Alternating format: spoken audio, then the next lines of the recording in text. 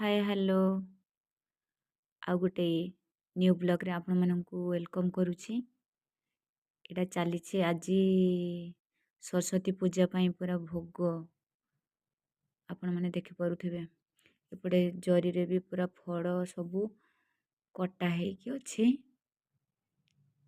ସରସ୍ୱତୀ ପୂଜା ପାଇଁ ସବୁ ଏଇଟା ଚାଲିଛି। ଆଜି ଆମେ ସରସ୍ୱତୀ ପୂଜା କରୁଛୁ। ତ ଆପଣମାନେ କେମିତି ସରସ୍ୱତୀ ସେପଟେ ପୂଜା କରୁଛନ୍ତି ଟିକେ ଜଣେଇବେ। ଆମର ଇଏ ମେନ୍ ଏପଟେ ଛୁରୀ ଧରିଛନ୍ତି, ଛୁରୀରେ ଯେଉଁ ବାନାନା କାଟୁଛନ୍ତି।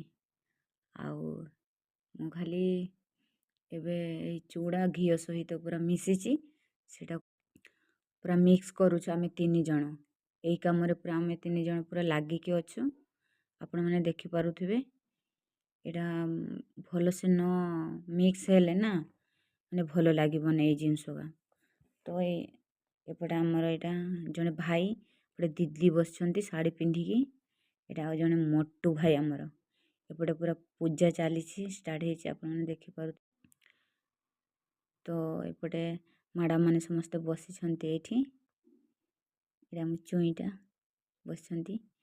ଏପଟେ ବ୍ରାହ୍ମଣ ପୂଜା କରୁଛନ୍ତି ଆଗରେ ବସିକି। ସାର୍ ଜଣେ ବସିଛନ୍ତି, ଆପଣମାନେ ଦେଖିପାରୁଥିବେ।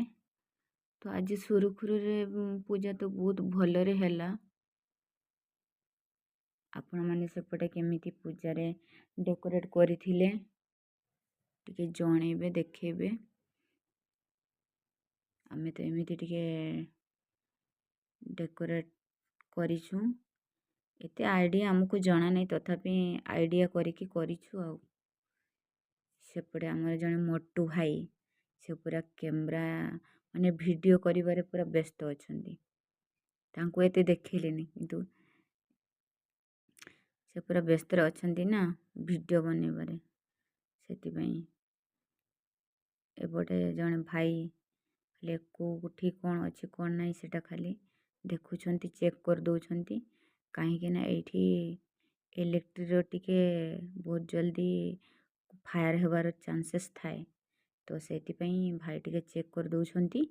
ଆପଣମାନେ ଦେଖିପାରୁଥିବେ, କାଳେ କୁଆଡ଼େ ଲାଗିଯିବ କହିକି। ତ ଚାଲନ୍ତୁ, ଭିଡ଼ିଓଟାକୁ ଭଲ ଲାଗିଲେ କମେଣ୍ଟ, ସେୟାର, ସବସ୍କ୍ରାଇବ୍ ବି କରିବେ। ତ ଆଜି ସରସ୍ୱତୀ ମାଙ୍କର ପୂଜା, ସମସ୍ତଙ୍କର ବିଦ୍ୟାର୍ଥୀ, ତ ସମସ୍ତଙ୍କ ପାଇଁ ସରସ୍ୱତୀ ମା ମଙ୍ଗଳମୟ କରନ୍ତୁ। ଆମର ବି ଆପଣମାନଙ୍କର ବି। ଜୟ ସରସ୍ୱତୀ।